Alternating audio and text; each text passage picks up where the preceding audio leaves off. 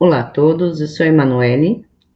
Esta disciplina de Fundamentos de Química serão apresentados alguns exercícios resolvidos, como parte do estágio em docência que estou realizando, e estes são os exercícios do tópico 1, sobre átomos e as propriedades periódicas. Utilizei como referência o livro de Princípios de Química, do Peter Atkins e Jones, e também o livro do Henrique Thoma, que o professor direcionou como uma das bibliografias. Neste caso, era para completar essa tabela, considerando alguns elementos do terceiro período. Temos um enxofre, um átomo composto com 16, número atômico 16, ou seja, ele terá 16 elétrons a serem distribuídos a partir da distribuição eletrônica do Linus Pauling.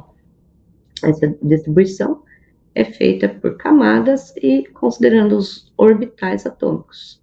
Então, os subníveis atômicos. Então, neste caso é 1s2, 2s2, 2p6, 3s2 e 3p4. A camada mais externa, que é a camada de valência, que é considerada para a representação desses elétrons pela estrutura de Lewis. Então, neste caso, é as camadas 3s2 e 3p4, que somam um total de 6 elétrons. Então, esses 6 elétrons devem ser representados como pontos e distribuídos ao redor do átomo central.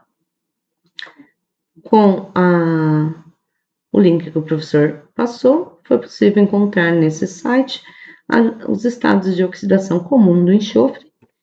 Neste caso, deve ser feito a soma total das energias para ter essa escala aproximada dos orbitais atômicos.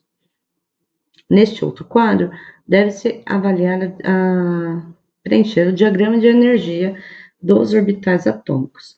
Lembrando que devem ser considerados os subníveis, né, 1s, 2s, 2p, os orbitais eles têm energias diferentes, e também deve-se utilizar as regras de exclusão de Pauli e também as regras de construção e a regra de Rand, para que os elétrons que vão ser representados como setas, eles devem ser colocados de formas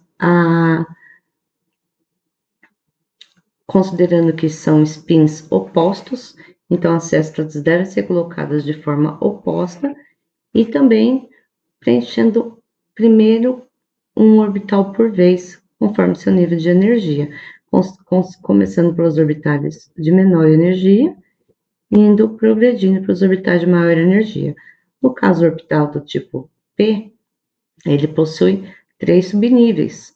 Então, primeiro deve preencher com cada um elétron paralelamente e depois preencher os seus pares. E assim progressivamente para todos os compostos. Átomos.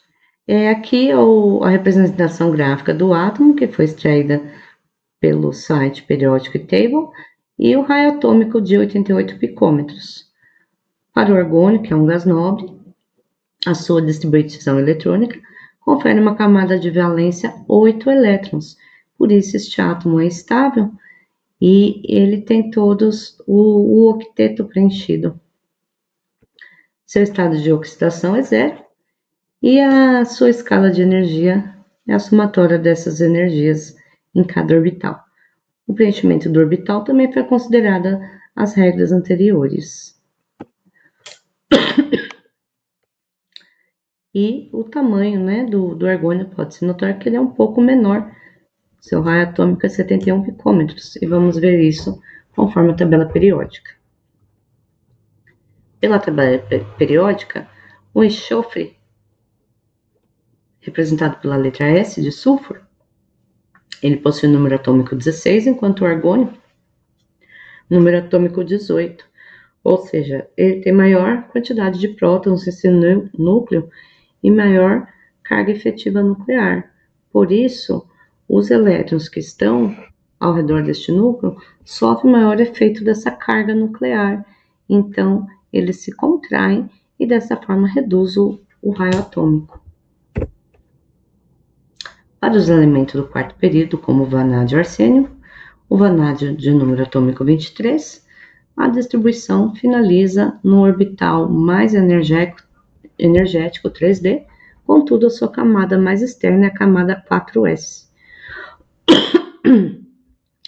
Este átomo ele vai ter uma disponibilidade diferente dos demais, pois a camada de valência neste caso será considerada 4s2 e 3d3, com 5 elétrons para representação de Lewis, porque ele é um metal em transição e por isso ele tem esse tipo de distribuição diferenciada.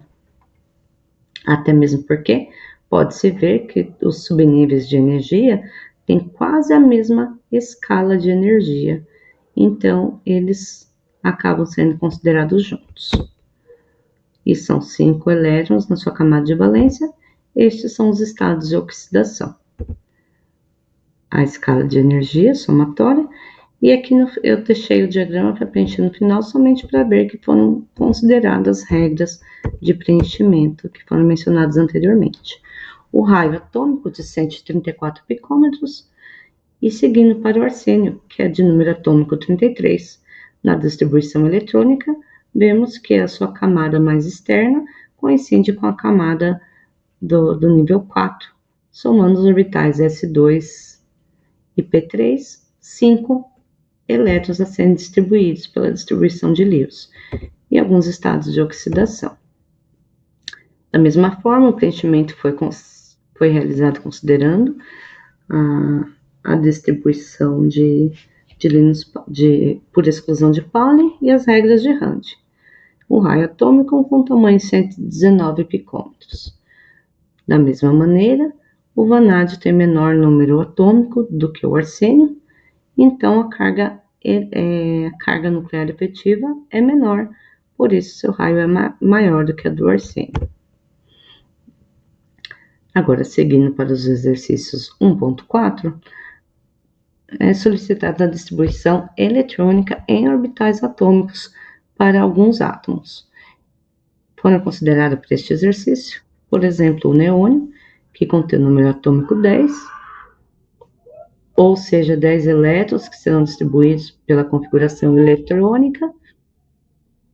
Esses elétrons formaram a configuração 1s2, 2s2, 2p6, considerando que a camada mais externa desse átomo será a camada 2 e o orbital mais energético, o orbital 2p.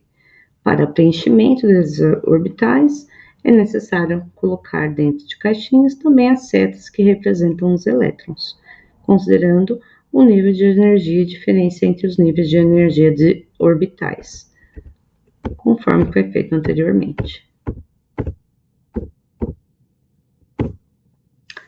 Seguindo a distribuição do cálcio, contendo 20, número atômico 20, portanto 20 elétrons, ele finaliza com a camada mais externa sendo a camada 4, coincidentemente com o subnível 4s sendo de maior energia, contendo 2 elétrons.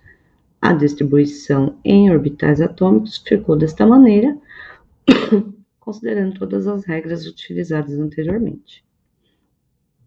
O ferro, ele é um metal de transição, portanto, existem algumas exceções para a sua distribuição eletrônica, inclusive a apresentação desses orbitais atômicos. Portanto, o ferro com 26 elétrons, ele tem o seu orbital mais energético, o orbital 3D, e a camada mais externa, a camada 4s. Contudo, é muito próxima à energia desses orbitais, então eles quase se sobrepõem quando vai ser aplicado a distribuição nos orbitais. Tentei demonstrar isso na imagem.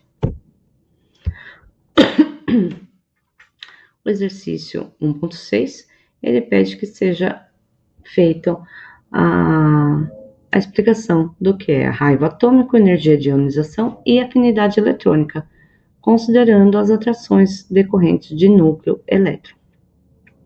Para entender bem esses conceitos, devemos considerar o efeito de blindagem que ocorre na atração nuclear. Esse fenômeno ocorre porque o núcleo ele exerce sua atração efetiva nuclear com os elétrons próximos a ele. Contudo, esses elétrons, eles formam uma forma de barreira, uma blindagem aos demais elétrons distribuídos nos subníveis. E ocorre também, ao mesmo tempo, uma força de repulsão entre os elétrons das camadas mais internas com as da camada mais externa. E isso acaba reduzindo a força de atração efetiva nuclear perante os elétrons. Diante disso, explicando o raio atômico, ele é a medida realizada entre a distância entre dois núcleos de átomos vizinhos. Para considerar o raio atômico, devemos analisar a tabela periódica considerando o período, que seria a linha. Então, conforme aumenta o número atômico, né, que é o número de prótons, né, da esquerda para a direita, aumenta a carga efetiva do núcleo, né, tem mais prótons nesse núcleo. Então, ocorre uma contração radial dos átomos, os elétrons vão se aproximar mais devido a essa alta carga, alta atração pela carga nuclear. E desta forma o raio reduz. E no mesmo grupo, né, que são as colunas, as famílias, à medida que vai aumentando as camadas, os níveis de energia, os elétrons vão ficando mais distantes no núcleo. Então, desta forma, também se aumenta o raio atômico. Já a energia de ionização é a energia necessária para remover um elétron da eletrosfera. Então, aqui, considerando as colunas, né, que é o mesmo grupo, quanto mais o elétron está distante do núcleo, menor é a atração do núcleo para esse elétron. Então, menor energia de ionização será necessária para a remoção deste elétron.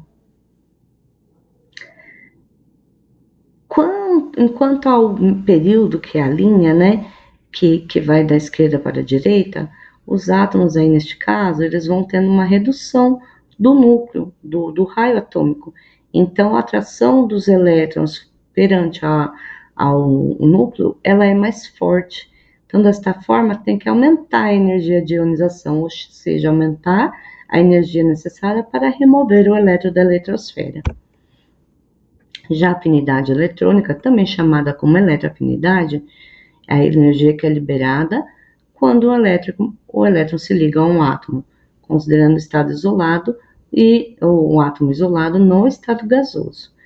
Então, se ela for positiva, indica que a energia foi liberada quando o elétron se ligou ao átomo. Se ela for negativa, significa que será necessário ainda fornecer energia para que ocorra essa ligação. Neste caso, podemos ver que, por exemplo, os átomos do grupo 17, né, que são os átomos que têm 7 elétrons na camada de valência, eles estão muito mais próximos a formar um octeto, estão mais próximos da estabilidade, que seriam ficar com os 8 elétrons na sua última camada. Então, devido a isso, maior será a sua eletroafinidade.